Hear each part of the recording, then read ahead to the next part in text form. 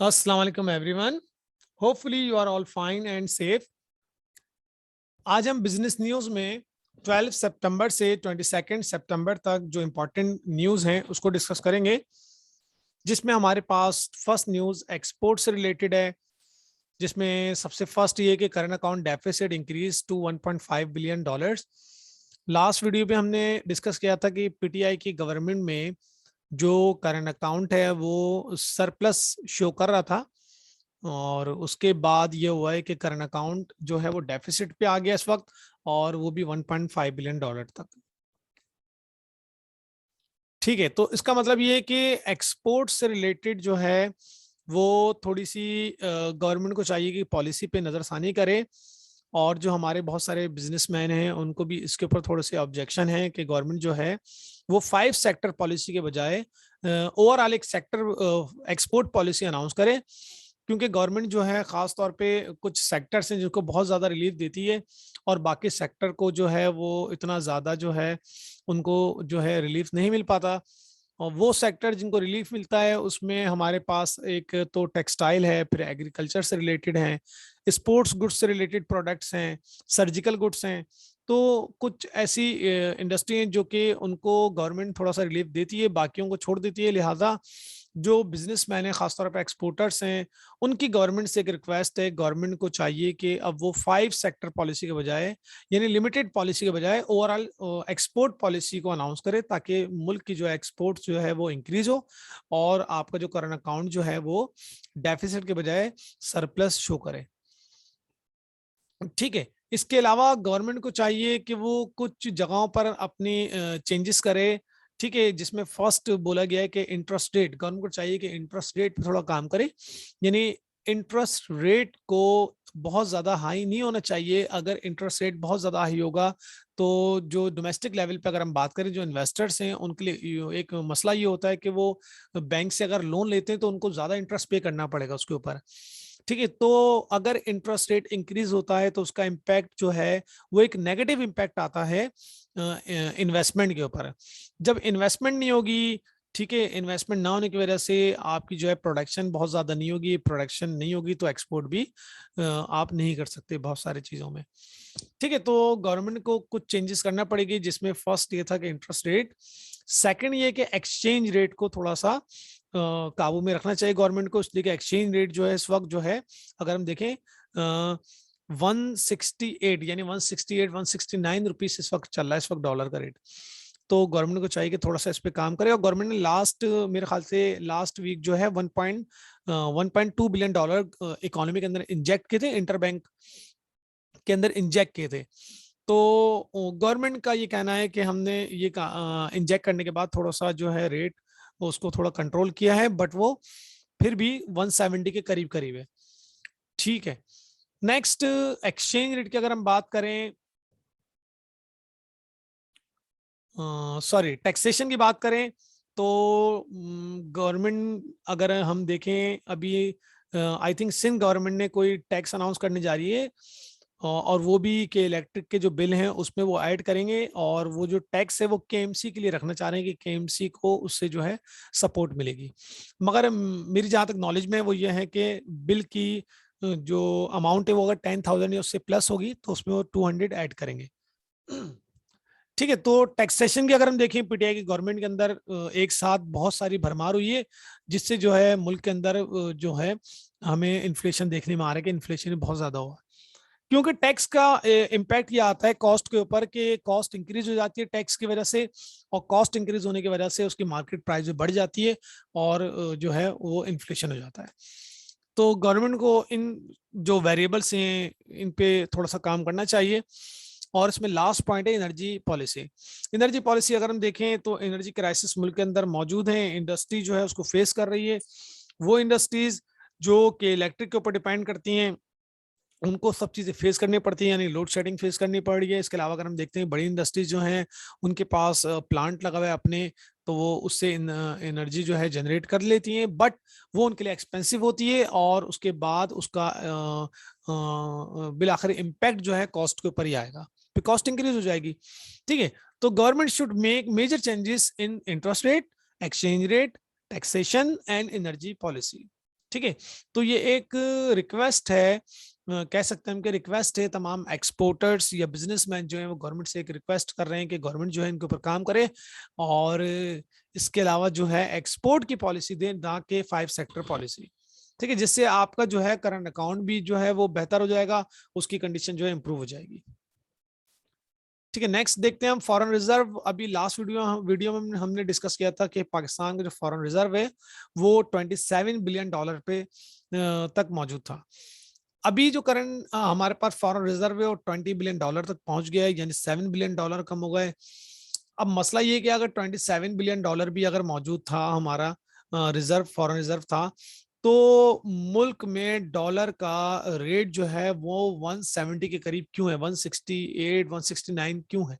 अगर आपका foreign reserve increase हुआ है तो आपकी जो है वो बढ़नी चाहिए थी, आपकी क्या कहते हैं डॉलर का रेट जो है वो कम होना चाहिए था, यानी आपकी मुल्क की करेंसी एप्रिशिएट होनी चाहिए थी, ना कि डेप्रिशिएट।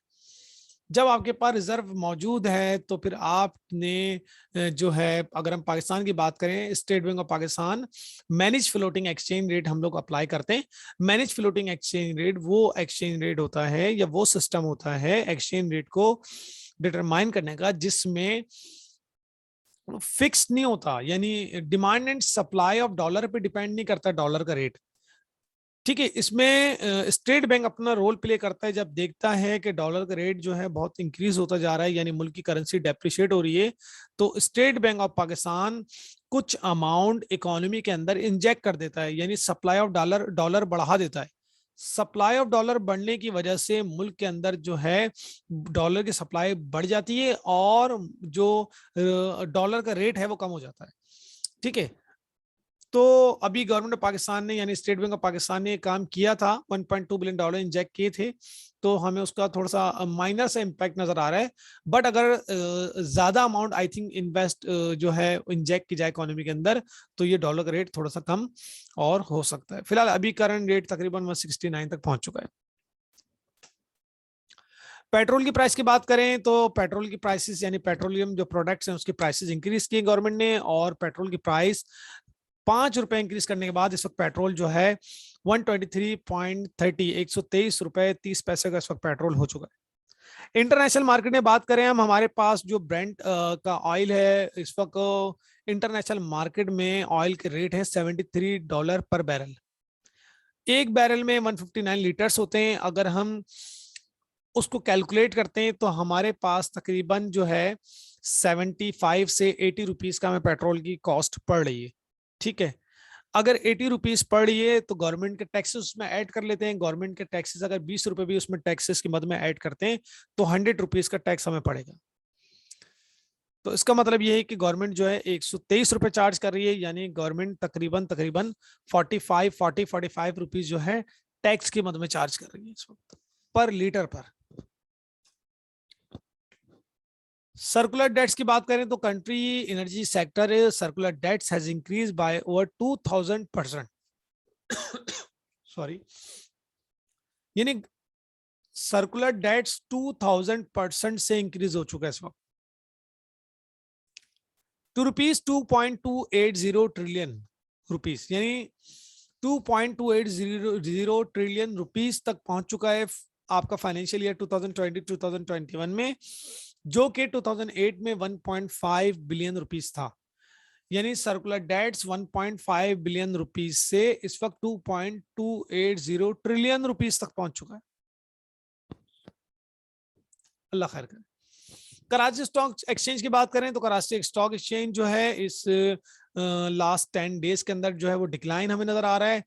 49,000 तकरीबन नहीं 46,000 प्लस हमें जहां तक याद है 46,900 something the point, sorry 46,900 something point पे ये लास्ट वीक क्लोज हुआ था, और अभी जो है 46,008 पॉइंट्स पे क्लोज हुआ है। तकरीबन 8 to 900 जो है हमें इसमें डिक्लाइन देखने में आ रहा है कि इसकी मार्केट जो है वो गिरी है, स्टॉक मार्केट गिरी है।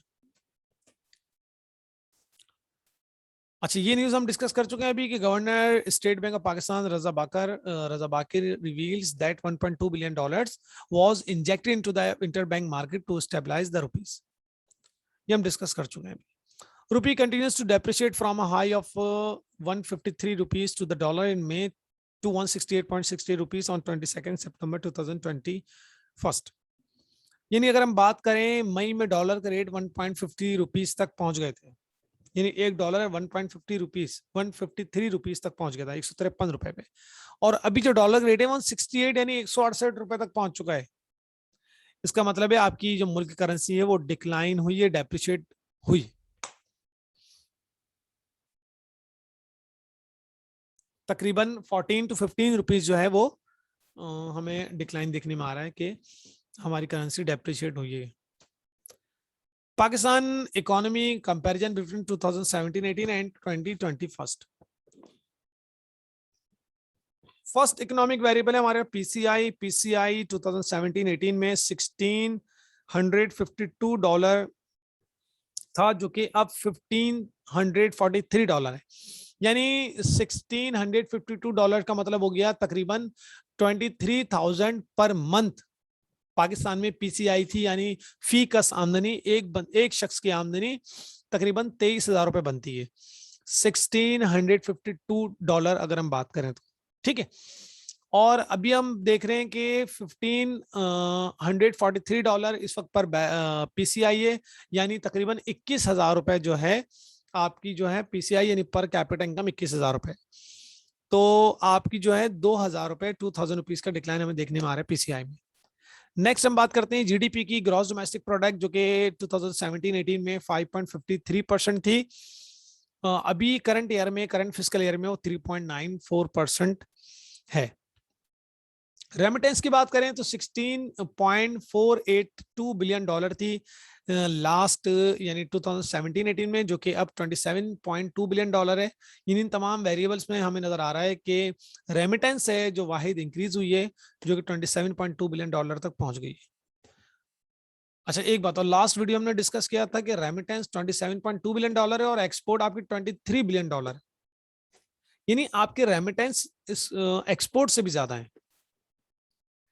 अब सवाल ये कि अगर आपकी रेमिटेंस इंक्रीज हुई है, आपके पास डॉलर्स आए हैं, मुल्क के अंदर डॉलर आए हैं, इसके अलावा आपका फॉरेन रिजर्व भी इंक्रीज हुआ था 27 तक, तकरीबन ये 26 तक पहुंच चुका था, तो आपका डॉलर का रेट जो है वो 169 तक क्यों है, वो कम क्यों नहीं हुआ?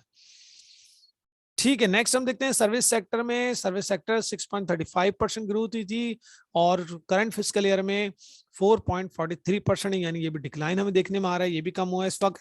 एग्रीकल्चर की बात करें तो एग्रीकल्चर 4% थी, जो कि अब 2.77% है। यानी जब हम इन तमाम वेरिएबल्स को कंपेयर कर रहे हैं तो सिर्फ रेमिटेंस के अलावा तमाम वेरिएबल्स हमें नजर आ रहे हैं कि डिक्लाइन हुए हैं। मुल्क की जो फाइनेंशियल पोजीशन है 2017-18 से अगर हम कंपेयर कर रहे हैं तो वो थोड़ी सी डिक्लाइन हमें नजर आ रही है।